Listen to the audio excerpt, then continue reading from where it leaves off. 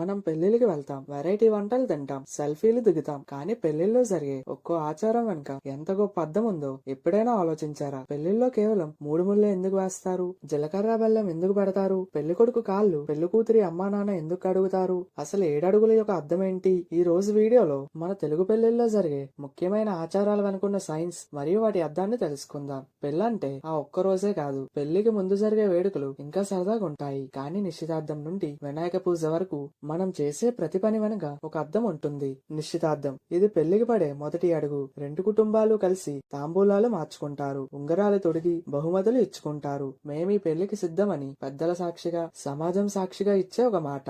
రెండు కుటుంబాల మధ్య బంధం ఇక్కడే మొదలవుతుంది. రెండోది పెళ్లి కూతురు లేదా పెళ్లి కొడుకుని చేయడం. ఇది అందరికీ ఇష్టమైన హల్దీ ఫంక్షన్. పెళ్లి కూతురు పెళ్లి కొడుక్కి ఒళ్ళంతా పసుపు రాస్తారు. పసుపు ఒక యాంటీ బ్యాక్టీరియల్. పెళ్లి సమయంలో ఇన్ఫెక్షన్లు రాకుండా చర్మం ఆరోగ్యంగా మెరుస్తూ ఉండాలని మన పెద్దలు ఈ పద్ధతిని పెట్టారు. కొత్త జీవితంలోకి అడుగుపెట్టే ముందు పవిత్రంగా మారడం దీని ఉద్దేశం. మూడోది మంగళస్థానం. ఒంటికి పసుపు రాసాగా చేసే స్థానాన్ని పవిత్రమైన స్థానమని అంటారు. మన పాత జీవితంలోని కష్టాలను, నెగిటివ్ ఆలోచనలను వదిలేసి ఒక కొత్త మనిషిలా మారడం ఈ మంగళస్థానం యొక్క ఉద్దేశం. ఇది శరీరాన్ని మాత్రమే కాదు, మనసును కూడా పెళ్లికి సిద్ధం చేసే ఒక పవిత్రమైన స్థానం. నాలుగోది వినాయక పూజ. పెళ్లి పనులు మొదలయ్యే ముందు చేసే మొదటి పూజ. హిందూ సంప్రదాయంలో ఏ పని మొదలుపెట్టినా వినాయకుడిని పూజిస్తాం. పెళ్లిలో ఎలాంటి అడ్డంకులు రాకుండా అంతా సజావుగా సాగాలని ఆ దేవుణ్ణి కోరుకుంటాం. వినాయకుడి దీవెన ఉంటేనే ఏ పనైనా విజయవంతం అవుతుందని మన నమ్మకం. పెళ్లి రోజున అందరూ ఆసక్తిగా ఎదురు చూసేది పెళ్లి కొడుకు రాక కోసం. బ్యాండ్ బాజాలతో, డాన్సులతో పెళ్లి కొడుకు ఒక రాజులా వస్తాడు.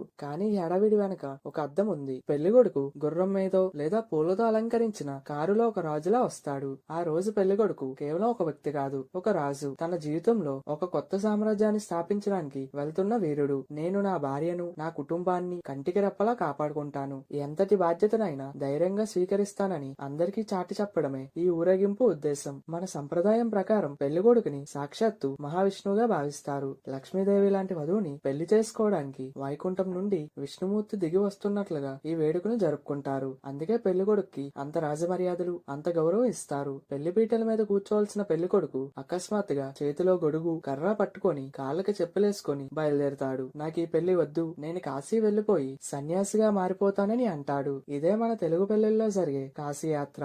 అసలు దీని వెనుకున్న రహస్యమేంటో ఇప్పుడు తెలుసుకుందాం. పెళ్లి కొడుకు కాశీకి వెళ్తుంటే వధువు తండ్రి అతన్ని ఆపి బ్రతిమిలాడి తన కూతుర్ని ఇచ్చి పెళ్లి చేస్తానని ఒప్పించి వెనక్కి తీసుకొస్తారు. పూర్వకాలంలో చదువు పూర్తయ్యాక యువకులకు రెండు దారులు ఉండేవి. మొదటిది పెళ్లి చేసుకోకుండా దేవుడి ధ్యానంలో గడపడం. రెండోది పెళ్లి చేసుకొని సంసార బాధ్యతలు స్వీకరించడం. పెళ్లి కొడుకు పట్టుకునే వస్తువులకు కూడా ఒక అర్థం ఉంది. గొడుగు జీవితంలో వచ్చే ఎండావానం నుండి రక్షణకు గుర్తు. చెప్పులు ఎంతటి కష్టమైన ప్రయాణమైనా సరే ధైర్యంగా అడుగు వేయాలని. విసనకర్ర మనసును ప్రశాంతంగా ఉంచుకోవడానికి. చేతికర్ర జీవిత ప్రయాణంలో తోడుండాలని. కాశీ యాత్ర అంటే కేవలం సరదా కోసం చేసే పని కాదు. బాధ్యతలను వదిలేసి పారిపోవడం కంటే ఒక తోడును తీసుకొని బాధ్యతగా బ్రతకడమే గొప్ప విషయం అని చెప్పడమే ఈ ఆచారం ఉద్దేశం. పెళ్లిలో అందరినీ ఏడిపించే, గుండెగా హత్తుకునే ఘట్టం ఏదైనా ఉందంటే అది కన్యాదానం. ఒక తండ్రి తన ప్రాణం కంటే ఎక్కువగా ప్రేమించే కూతురి చేతిని పెళ్లి కొడుకు చేతిలో పెట్టే ఆ క్షణం వెనుక ఎంతటి అర్థం ఉందో ఇప్పుడు తెలుసుకుందాం. కన్యాదానం. మనం ఈ పదాన్ని విడదీసి చూస్తే కన్య అంటే కూతురు,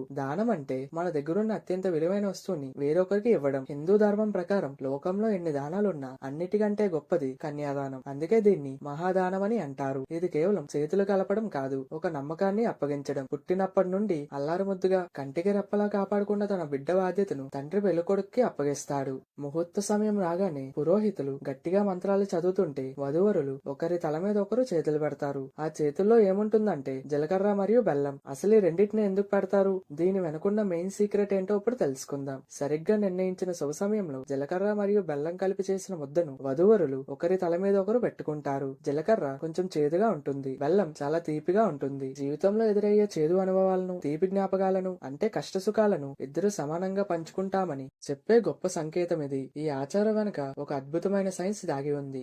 మన తలపైన మధ్య భాగంలో సహస్ర చక్రం అని ఒక ఎనర్జీ పాయింట్ ఉంటుంది. జీలకర్ర మరియు బెల్లం కలిపి ఆ ప్రాంతంలో ఒత్తిడి చేసినప్పుడు అక్కడ ఒక కెమికల్ రియాక్షన్ జరుగుతుంది. ఆ శక్తి వధూవరుల మెదడులోని నరాలను ఉత్తేజపరుస్తుంది. దీని వల్ల వారిద్దరి ఆలోచనలు, మనసులు మరియు ప్రాణాలు ఒకదానితో ఒకటి కలిసిపోతాయి. అంటే ఇద్దరు వేరువేరు వ్యక్తులు ఇకపై ఒకటిగా మారుతారని అర్థం. పెళ్లి మండపంలో మనం చూస్తే వధువు తల్లిదండ్రులు పెళ్లి కొడుకు కాళ్లను కడుగుతారు. ఇది చూసి చాలా మందికి ఒక డౌట్ వస్తుంది. వయసులో చిన్నవాడైన పెళ్లి కొడుకు కాళ్లను పెద్దవాడు పెద్దవాళ్ళైన అత్తమామలు ఎందుకు కడగాలని. హిందూ సంప్రదాయం ప్రకారం పెళ్లి రోజున పెళ్లి కొడుకు కేవలం ఒక మామూలు వ్యక్తి కాదు, అతన్ని సాక్షాత్తు ఆ విష్ణుమూర్తి స్వరూపంగా భావిస్తారు. వధువు తల్లిదండ్రులు పెళ్లి కొడుకు కాళ్లను కడిగి ఆ నీటిని తల మీద చల్లుకుంటారు. హిందూ పెళ్లిలో మంగళసూత్రం కట్టే సమయం వచ్చిందంటే చాలు అందరిలోనూ ఒక తెలియని ఆనందం, ఉత్కంఠ మొదలవుతుంది. పెళ్లి కొడుకు 3 ముళ్ళు వేస్తుంటే పెళ్లి కూతురు కొత్త జీవితంలోకి అడుగుపెడుతుంది. అయితే ఈ 3 ముళ్ళు ఎందుకు వేస్తారు, అసలు మంగళసూత్రాన్ని పసుపు తాడికి ఎందుకు కడతారు, ఈ విషయాల గురించి ఇప్పుడు తెలుసుకుందాం. పెళ్లి కొడుకు మంగళసూత్రాన్ని వధువు మెడలో 3 ముళ్ళు వేసి కడతాడు. ఇవి కేవలం ముళ్ళు కావు, ఇవి 3 ముఖ్యమైన ప్రమాణాలు. మొదటిది మనస, ఎప్పుడూ నీ గురించే ఆలోచిస్తాను. రెండోది వాచ, నీకిచ్చిన మాట మీద నిలబడతాను. మూడోది కర్మన, నా ప్రతి పనిలోనూ నీకు తోడుంటాను. మంగళసూత్రాన్ని నేరుగా బంగారు గొలుసులో వేయకుండా మొదటిగా పసుపు రాసిన తాడికి ఎందుకు కడతారో ఇప్పుడు తెలుసుకుందాం. పసుపు ఒక యాంటీబయోటిక్, ఇది వధువు ఆరోగ్యాన్ని కాపాడుతుంది. ఫెర్టిలిటీ, ఐశ్వర్యానికి పసుపు ఒక చిహ్నం. బంగారు గొలుసు కంటే పసుపు తాడికే ప్రాణం ఉంటుందని మన పెద్దల నమ్మకం. పసుపు దైవత్వానికి గుర్తు, అందుకే కొన్నాళ్ళ తర్వాత బంగారు గొలుసులోకి మార్చుకున్నా ఆ పసుపు తాడుకున్న ప్రాముఖ్యత ఎప్పుడూ ఒకేలా ఉంటుంది. పెళ్లిలో ఎన్ని తంతులున్నా 7 అడుగులు పడితేనే ఆ పెళ్లి పూర్తయినట్టు లెక్క. అగ్నిసాక్షిగా వధువరులు వేసి ఆ 7 అడుగులు వెనుకున్న అసలర్థమేంటో ఇప్పుడు తెలుసుకుందాం. ఆ 7 అడుగులు 7 జన్మల బంధానికి పునాది. వధువరులు హోమగుండం చుట్టూ అగ్నిసాక్షిగా ఈ అడుగులు వేస్తారు. మన సంప్రదాయంలో అగ్ని అత్యంత పవిత్రమైనది. అగ్నిదేవుని సాక్షిగా పెట్టుకొని చేసే ఏ ప్రమాణమైనా ఎప్పటికీ చెదిరిపోకూడదని దీని అర్థం. ప్రతి అడుగుతో వధువరులు ఒక కొత్త బాధ్యతను స్వీకరిస్తారు. మొదటి అడుగు, మన ఇంటికి ఎప్పుడు ఆహారం, పోషణ లోటు లేకుండా చూసుకుందాం. రెండో అడుగు, శారీరక మానసిక బలంతో కష్ట సుఖాలను ఎదుర్కొందాం. మూడో అడుగు, ధర్మబద్ధంగా సంపాదించి ఇంటిని సంపదతో నింపుకుందాం. నాలుగో అడుగు, కుటుంబంలో ఎప్పుడూ ఆనందం, ప్రేమ ఉండేలా చూసుకుందాం. ఐదో అడుగు, మంచి సంతానాన్ని పొంది వారిని ప్రయోజకులుగా తీర్చిదిద్దుదాం. ఆరో అడుగు, ఆరోగ్యం జాగ్రత్తగా చూసుకుంటూ ఆరోగ్యాలతో జీవిద్దాం. ఏడో అడుగు, జీవితాంతం ఒకరికొకరు మంచి స్నేహితుల్లా తోడుందాం. హిందూ సంప్రదాయం ప్రకారం మాత్రమే కాదు, మన దేశ చట్టం ప్రకారం కూడా 7 అడుగులు ఘట్టం జరిగితేనే ఆ వివాహం పూర్తయినట్లు పరిగణిస్తారు. అందుకే 7 అడుగులు బంధం అని అంత గొప్పగా చెప్పుకుంటాం. తలంబ్రాలు అంటే తల మీద పోసుకునే అక్షింతలు అని అర్థం. జీవితం అంతా ఇలాగే నవ్వుతూ ఉండాలని వధూవరులు ఒకరినొకరు ఆశీర్వదించుకునే పద్ధతిది. పెళ్లంతా అయిపోయిన తర్వాత పురోహితులు వధూవరులను బయటికి తీసుకెళ్లి ఆకాశంలో ఒక నక్షత్రాన్ని చూపిస్తారు. అదే అరుంధతి నక్షత్రం. కేవలం ఈ నక్షత్రాన్ని చూపించడం వెనక కూడా ఒక సైన్స్ దాగి ఉంది. మన పురాణాల ప్రకారం అరుంధతి మరియు వశిష్ఠ మహర్షి అత్యంత ఆదర్శవంతమైన భార్యాభర్తలు. వారి మధ్య ఉన్నంత అనురాగం, గౌరవం మరెవరికీ ఉండదు. అందుకే వారిని చూసి మనం కూడా అలా జీవించాలని మన పెద్దలు చెప్తారు. సాధారణంగా ఆకాశంలో ఏ 2 నక్షత్రాలను తీసుకున్నా ఒక నక్షత్రం మధ్యలో స్థిరంగా ఉంటే ఇంకో నక్షత్రం దాని చుట్టూ తిరుగుతుంది. కానీ ఈ అరుంధతి వశిష్ఠ నక్షత్రాల జంట చాలా ప్రత్యేకం. ఇక్కడ ఒక నక్షత్రం చుట్టూ ఇంకోటి తిరగదు. ఈ 2 నక్షత్రాలు ఒకదానికొకటి ఎదురుగా ఉంటూ రెండూ సమానంగా ఒకేసారి తిరుగుతాయి. ఈ నక్షత్రాలను చూపించడం అనుకున్న ఉద్దేశం ఏంటంటే భార్య భర్త కంటే తక్కువ కాదు, భర్త భార్య కంటే ఎక్కువ కాదు. ఆ నక్షత్రాల్లాగే భార్యాభర్తలు కూడా ఒకరి కింద ఒకరు కాకుండా ఇద్దరూ సమానమే. ఒకరికొకరు తోడుగా ఒకరినొకరు గౌరవించుకుంటూ జీవిత ప్రయాణం చేయాలని దీని ఉద్దేశం. ఆకాశంలో అంత దూరంలో ఉండి కూడా ఆ 2 నక్షత్రాలు ఎలాగైతే విడిపోకుండా కలిసి ఉంటాయో మీరు కూడా మీ జీవితాంతం అలాగే కలిసి ఉండాలని చెప్పడమే ఈ ఆచారం అనుకున్న ముఖ్య ఉద్దేశం.